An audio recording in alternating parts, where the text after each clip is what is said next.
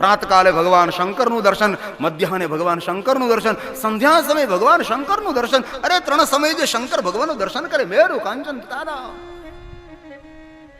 મેરુ પર્વત સમાન કોઈ સોનાનું દાન કરે. અરે એટલું સોનું જોયું પણ ન હોય આપણે.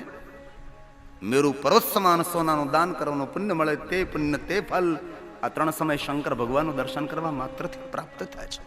તેથી મારા ભાઈઓ બહેનો વડીલોને મારી હૃદયપૂર્વકની પ્રાર્થના છે, તમારા ગામનું સુંદર શિવાલય હોય, એ સુંદર શિવાલય આપણું કલ્યાણ ત્યારે જ કરે જ્યારે આપણે શિવાલય જઈએ છીએ. બહુ આનંદની વાત છે, ગૌરવની વાત છે. ગામડે ગામડે શિવાલયો સુંદર બનવા લાગ્યા છે. શિવાલયનો જીર્ણોદ્ધાર થવા લાગ્યો, રગરોગાન થવા લાગ્યું છે.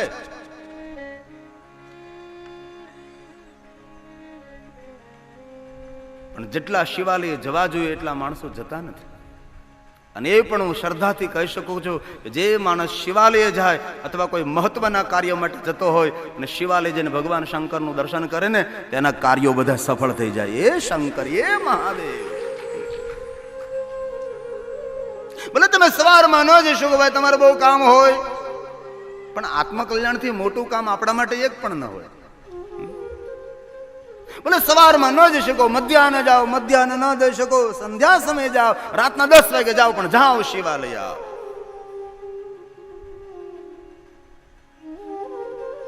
કોઈ માણસો એવું બોલે કે શિવાલય જવાથી પાપમાંથી મુક્તિ મળે. નહીં. શિવ મહાપ્રાણે મહાત્મા કથામાં કહ્યું છે કે શિવાલય જવાથી પાપમાંથી મુક્તિ નથી મળતી, પણ શિવાલય જવાનો સંકલ્પ કરવા માત્રથી માણસને પાપમાંથી મુક્તિ મળે છે. એ શિવાલય, એ ભગવાન શંકર. અરે જ્યારે આપ શિવાલય પહોંચી જાઓ ત્યારે તો પુણ્યનો ઉદય થાય છે.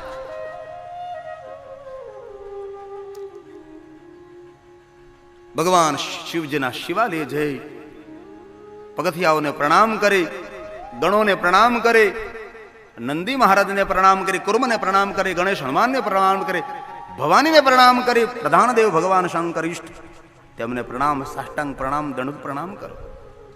જે સાથે લઈ ગયા હોય તે માન સન્માન પૂર્વક ભગવાનને અર્પણ કરો. જે કાંઈ શંકર ભગવાન માટે તમે ફલ, શ્રીફળ જે લઈ ગયા હો તે લિંગ અને પીઠથી દૂર અર્પણ કરો. લિંગ એ શિવનું પ્રતીક, પીઠ એ ભવાનીનું પ્રતીક છે. તેનાથી દૂર. લિંગના પીઠ ઉપર ન શ્રીફળ મુકાય, ન ફલ મુકાય, ન ફૂંગી ફલ રખાય. તેથી દૂર અર્પણ કરો. કોઈ માણસોને ખબર નથી, જોયું છે શિવાલયમાં ફલ, શ્રીફળ, ફૂંગી ફલ ની ક્યાં વાત કરો, દીવો પીઠ ઉપર મૂકે છે. અરે એ તો સાક્ષાત ભવાની છે. જેટલો લિંગ પૂજાનો મહિમા તેટલો જ પીઠ પૂજાનો મહિમા છે. અમારા વિદ્વાન બ્રાહ્મણો સાધુ જ્યારે શિવને પ્રણામ કરે ને, ત્યારે જેમ માતા પિતાના ચરણ દબાવી તે રીતે પીઠને દબાવીને પ્રણામ કરે છે. સાક્ષાત શક્તિ છે. દૂર અર્પણ કરો. શિવજીને અગરબત્તી કરો તો અગરબત્તીની ભસ્મ ગરમ ગરમ એ પીઠ ઉપર ન પડે તેનું ધ્યાન રાખો. આપ દૂર મૂકો થોડો અગરબત્તી. ભગવાન શિવની પૂજા કરતા શિવાલયમાં જેની સેવા કરો તેનો ફલ અધિક પ્રાપ્ત થાય છે. ભગવાન મહાદેવને પ્રણામ કરી જે સાથે લઈ ગયો માન સન્માન પૂર્વક પરમાત્માને અર્પણ કરો.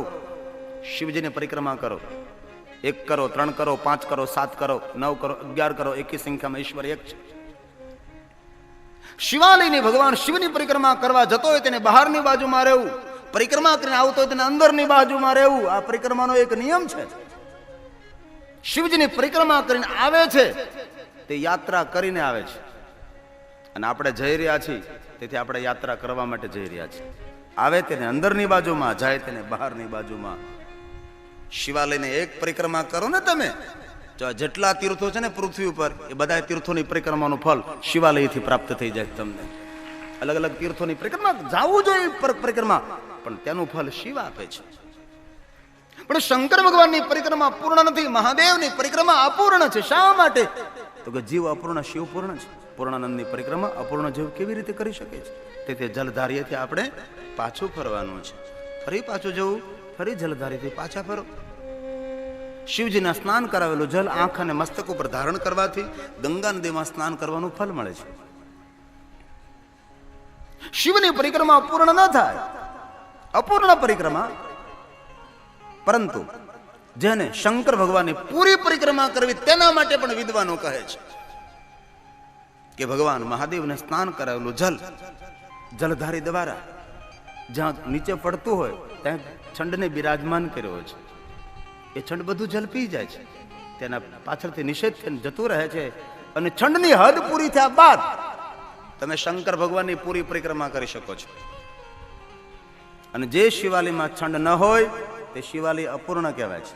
તેથી બને ત્યાં સુધી તેની સ્થાપના કરવી જોઈએ, ત્યારબાદ પરિક્રમા પૂર્ણ કરી શકો છો. અપવિત્રતા હોય, જન્મનું સૂતક હોય, મૃત્યુનું સૂતક હોય, સ્નાન ન કર્યા હોય તો શિવાલયમાં અંદર જઈને પ્રણામ ન કરાય. બહારથી ઉભા રહી ભગવાન શિવજીની ધજાનું દર્શન કરો. શિવની ધજાનું દર્શન કરવાથી શિવ દર્શનનું ફલ પ્રાપ્ત થાય છે.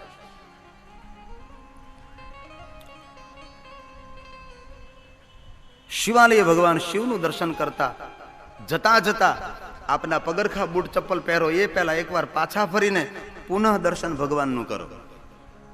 આ દર્શનનો નિયમ છે. ક્યારેય કોઈ મહત્વનું કાર્ય કરવાનું હોય, કોઈ મોટા પ્રવાસે જવાનું હોય, અથવા કોઈ નવી ધંધાની શરૂઆત કરવાની હોય તો શિવ પૂજા કરો, શિવજીને ધજા અર્પણ કરો. 5 બ્રાહ્મણો અથવા 5 સાધુઓ અથવા 5 બાળકો, 5 બાલિકાઓ અથવા 11 આપની અનુકૂળતા પ્રમાણે તેને ભોજન કરાવો. શિવજીની પૂજા કરાવીને શિવજીને ધજા અર્પણ કરીને જે માણસ કાર્ય કે પ્રવાસ માટે નીકળે છે તેના કાર્ય અને તેના પ્રવાસો સફળ થઈ જાય છે. આ શિવ પૂજાનો અદ્ભુત મહિમા છે. ક્યારેક શિવજીના શિવાલય પર ધજા અર્પણ કરજો. શિવજીની ધજા એ ગામના વિઘ્નોને દૂર કરે છે. ખંડિત ધજા ઉતારી લ્યો, એને પ્રસાદમાં રાખો, પૂર્ણ ધજા શિવને અર્પણ કરો. આપ શિવને ધજા અર્પણ કરવાનો બહુ મહિમા છે. અને એ પણ યાદ રાખજો, જે માણસ નિત્ય રોજ દિન પ્રતિદિન ભગવાન મહાદેવના શિવાલય ઉપર જે ધજાઓ છે એ ધજાનું દર્શન જે રોજ કરે ને તેની કીર્તિની, ભક્તિની, સંપત્તિની, જ્ઞાનની, વિદ્યાની, પ્રતિષ્ઠાની ધજા આસમાનમાં ફરકતી રહે છે. શિવની ધજાનું દર્શન જે નિત્ય કરે છે એ શિવજીનો મહિમા છે. અરે કોઈ કોઈ એવી વાતો કરે છે કે શિવજીની ધજાનો પડછાયો ઘર ઉપર પડે સારું નહીં. એવું કોને કીધું ભાઈ? શિવાલયની ધજાનો પડછાયો છાયો કોઈના ઘર ઉપર પડતો હોય તો આપણે તેને વહેમ ઉભા કરી દઈએ અને કહી દઈએ કે આ શિવને ધજાનો પડછાયો પડે ને એટલે તમે દુઃખી છો. એટલે આપણા કર્મોથી આપણે સુખી ને દુઃખી હોય છે કે ધજા. શિવપુરાણમાં એમ કહ્યું છે કે શિવજીની ધજાનો છાયો જેટલી ભૂમિમાં પડે છે ને એ ભૂમિને તીર્થ સમજવી. અને એ ભૂમિમાં કોઈ પાપિયાનું મૃત્યુ થાય તો પણ તેને શિવલોકની પ્રાપ્તિ થાય છે. એ ધજાનો મહિમા છે.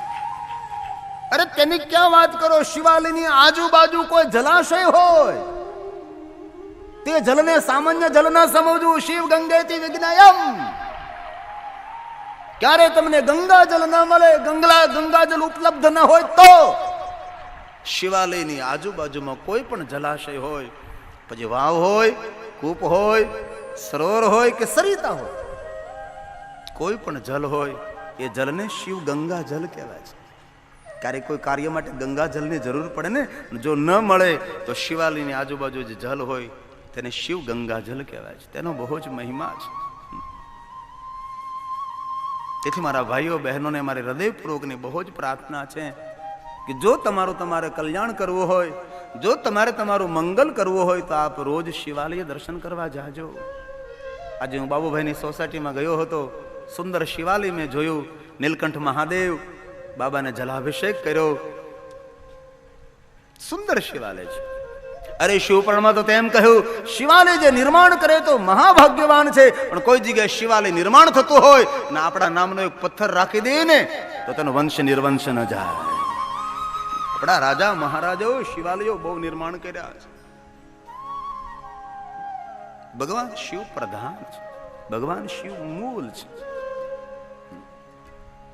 અને કોઈ પણ માણસ કોઈ પણ સમયે શંકર ભગવાનનું દર્શન કરવા જઈ શકે છે. એ તો આપણે સવે નક્કી કરી લીધું કે હાલો ભાઈ સોમવાર હોય ત્યારે શંકર ભગવાનનું દર્શન કરવાનું, બાકી તો એકે વાર નહીં, શંકર નહીં, સોમવાર હોય જવાનું. અને શિવ પુરાણના આધારે જો જોઈએ આપણે તો સોમવાર શંકરનો નથી. એ તો આપણે ક્યાંકથી પકડી આવ્યા છીએ કે આ સોમવાર શંકર ભગવાનનો ચંદ્ર સંબંધી વાર છે. શિવ મહાપુરાણના આધારે કહી શકાય રવિવાર એ સૂર્યદેવનો વાર છે. સૂર્યદેવની ઉપાસના, કોઈને અન્નનું દાન અથવા ખીરનું ભોજન. સોમવાર એ લક્ષ્મીદેવીનો વાર છે. સોમવારને દિન લક્ષ્મીદેવીની પૂજા કરો, બ્રાહ્મણોને ભોજન કરાવો તો સંપત્તિની પ્રાપ્તિ થાય, એવું શિવપુરાણમાં કહ્યું. ભલે સોમવારે બ્રાહ્મણો ન જમાડો, પણ વરહમાં એકાદી વાર તો જમાડજો.